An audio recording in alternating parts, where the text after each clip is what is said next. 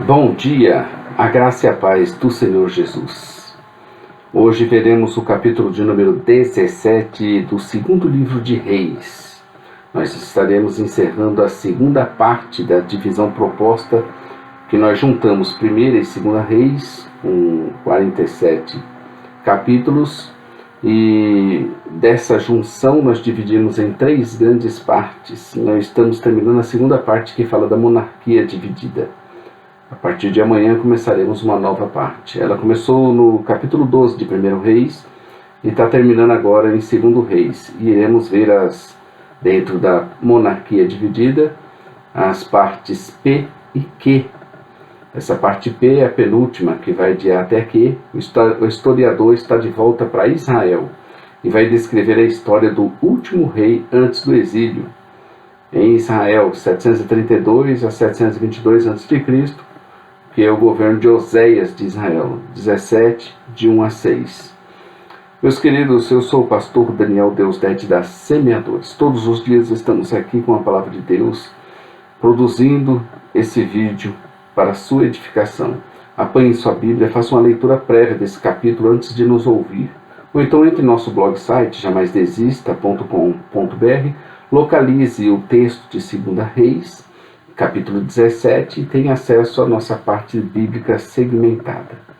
O ano era o 12º de Acás, rei de Judá, quando começou a reinar o último rei de Israel, antes do exílio, Oséias, filho de Elá. Ele reinará por 9 anos, e como todos os demais reis antes dele, no total 19 reis, este também fez o que era mal diante do Senhor, contudo não exatamente como foram seus pais. Foi contra ele quem subiu Salmanaser, rei da Síria, e o fez seu servo, e lhe pagava tributos, até que viu que ele tramava contra seu domínio, quando soube de sua tentativa de união com o Egito e seu rei Sor, e já não era fiel na arrecadação anual de tributos ao rei da Assíria. Por conta disso, o prendeu em grilhões, num cárcere, sitiou Israel por 3 anos, e no seu 9º ano do reinado, o rei da Síria, agora Sargão II, levou cativo todo Israel, cerca de 27.900 habitantes. Levou-os para a Síria, onde os fez habitar em Ala, situada a nordeste de Nínive, junto a Abor e ao rio Gozã, e nas cidades dos Medos. Essa captura pôs fim, assim, ao reino do norte. 1 Crônicas 5, 25 e 26. No total, durante o período de 208 anos, que vai de 930 a.C. até 77 a.C., tivemos em Israel 20 reis, que foram unânimes em fazer o que era mal aos olhos do Senhor. 208 anos. E 208 anos com 20 reis fazendo o que era mal aos olhos do Senhor. Esses 208 anos, eu tinha dito que abrangia o período de 930 a.C. até 77 a.C. Está equivocado. É de 930 a.C. a 722 a.C. O exílio de Israel está no capítulo 17, a partir do verso 7 até o 41. Nós estamos vendo então a última parte, que é a Q. De A até a Q, nós vemos essa parte 2 da divisão de Israel. Essa é a última parte, que vai de A até Q. O historiador narra o exílio de Israel. Ele dividiu este final em 2 partes. A primeira é a reflexão sobre o período, sobre o exílio de Israel, que é no capítulo 17, de 7 a 23. A segunda é a recolonização com deportados assírios, que é a continuação do verso 24 até o 41. Reflexão sobre o exílio de Israel, dos versos 7 ao 23 do capítulo 17. Aqui o escritor de Reis relatará e interpretará a deportação do Reino do Norte, por entender que isso merece uma explicação. Em várias ocasiões durante o relato, o escritor chamava atenção para os pecados de Israel. E agora resumirá sua opinião acerca do Reino do Norte e explicará por que o rei e o povo mereciam ser exilados. A causa já está patente no primeiro versículo da explicação.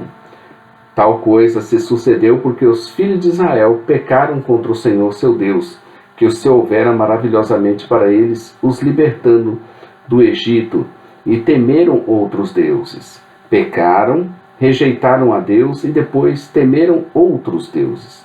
Foi por conta dessa sua rejeição a Deus que eles passaram a andar nos estatutos das nações desprezadas e nos seus costumes, fazendo o que não era reto aos olhos do Senhor, edificando para si mesmo altares de adoração a deuses estranhos. Eles passaram a ser como as outras nações, que era para eles expulsarem. Eles imitaram e copiaram os seus costumes, fizeram alianças proibidas, rejeitaram e desprezaram o Senhor, e por conta disso amontoaram mais e mais e mais e mais e mais pecados. O Senhor ainda foi muito paciente, misericordioso, foi cheio de graça, como sempre é, porque Ele lhes enviou seus servos, os profetas, outros homens de Deus, para anunciarem a eles a palavra de Deus e o tempo oportuno do arrependimento, mas não estavam nem aí, não quiseram ouvir.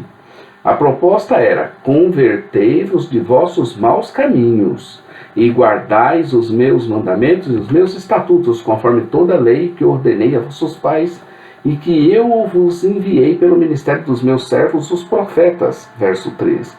No entanto, qual era a escolha deles? Foi pelo endurecimento dos seus corações. Eles se tornaram obstinados, de dura cerviz como seus pais, que não criam no Senhor seu Deus. O verso 15 fala que rejeitaram os seus estatutos, a sua aliança que fizera com seus pais, como também as suas advertências, com que protestara contra eles, e seguiram a vaidade, e tornaram-se vãos, como também seguiram outras nações que estavam ao redor deles, das quais o Senhor lhes tinha dado ordem que não as imitassem.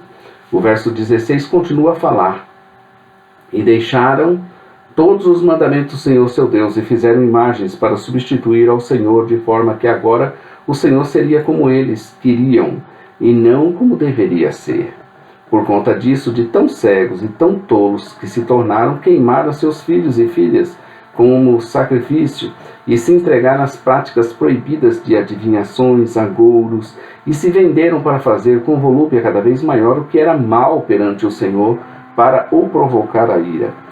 Embora esteja mais concentrado em Israel, ele aproveitará para falar de Judá também. Verso 19, que em breve cairá do mesmo erro de Israel, e sofrerá igualmente o exílio também.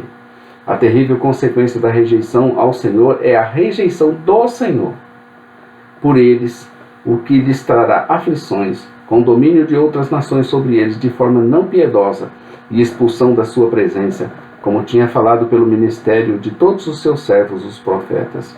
Eu fico pensando numa aplicação desse texto para os dias de hoje.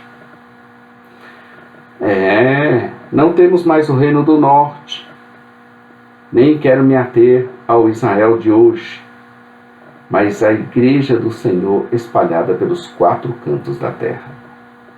Como está nossa fidelidade ao Senhor? Será que porque nós somos filhos, estamos livres para imitar o mundo e rejeitar ao Senhor, que nos fala hoje pela pregação da fé? Gálatas 3, versos 2 e 5.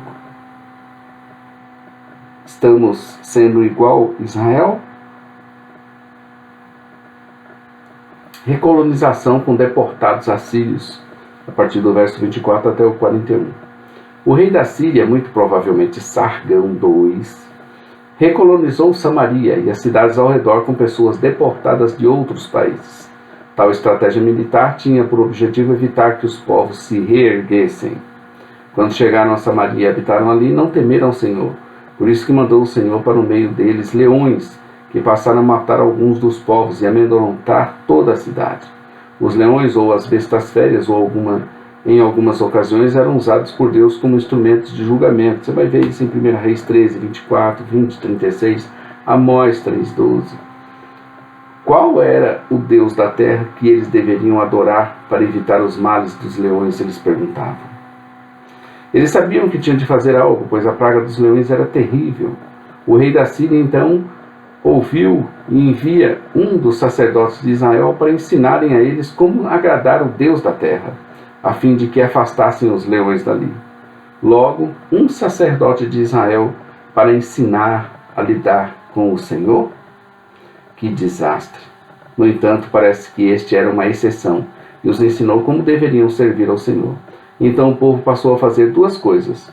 Eles serviam ao Senhor e aos seus deuses. Que salada! Bem que eu estava desconfiado desse sacerdote de Israel. Virou uma salada religiosa, uma Babel de religiões, onde cada um tinha o seu Deus e mais o Deus dos deuses. Menos pior, pois antes somente tinham deuses que nem deuses são, e agora tinham também o Senhor. Veja o que diz a própria palavra no verso 33. O verso 33 diz assim: assim temiam ao Senhor, mas também serviam a seus deuses, segundo o costume das nações, dentre as quais tinham sido transportados. Deus mesmo tinha dito a eles que guardassem a aliança que fez com eles e que não temessem a esses outros deuses. E agora eles estavam completamente divididos. Triste situação desse povo. Pode um reino dividido prosperar? Jesus nos ensinou que não. Assim eles queriam agradar todo mundo, incluindo Deus e os deuses, o Senhor e os senhores, a fim de tirar proveito de cada um naquilo que entendiam que fossem bons. Que raciocínio pífio! É o sistema de crenças, este que o reino do norte vivia, que todo filho de Bilial sonha. Um Deus segundo o seu coração maligno e perverso, que esteja pronto a satisfazer a todas as suas vontades conforme o seu jeito no Cronos e no Kairos, e não um Deus real que tem vontade, que nos dá as suas ordens e que tem os seus desejos, seus planos e propósitos. Então amanhã estaremos aqui com a parte 3, que nós agora já não temos mais em Israel, nós estávamos vendo a parte 2, que era a monarquia dividida. Agora a parte 3 vai do capítulo 18 até o capítulo 25, encerrando 2 Reis e 1 e 2 Reis, encerrando essa parte. Nós veremos aí o governo somente de Judá. Vai de 715, o período, até 586 a.C. Veremos amanhã no capítulo 18, Ezequias, modelo e padrão de confiança em Deus. Por hoje é só. Agradeço a presença, agradeço a sua participação. Inscreva-se em nosso canal, compartilhe, divulgue. Esteja atento às nossas publicações. Acompanhe-nos na nossa loja virtual, ossemeadores.com.br. Em breve estaremos com novos visuais, com nova dinâmica, com tudo de melhor, dando qualidade cada vez maior que você merece. Em nome de Jesus, vamos chegar lá, vamos aprender mais também, melhorar nos conteúdos, melhorar em todas as coisas. Maranata, ora, ora vem, Senhor Jesus. Um bom dia, querido, na presença de Deus.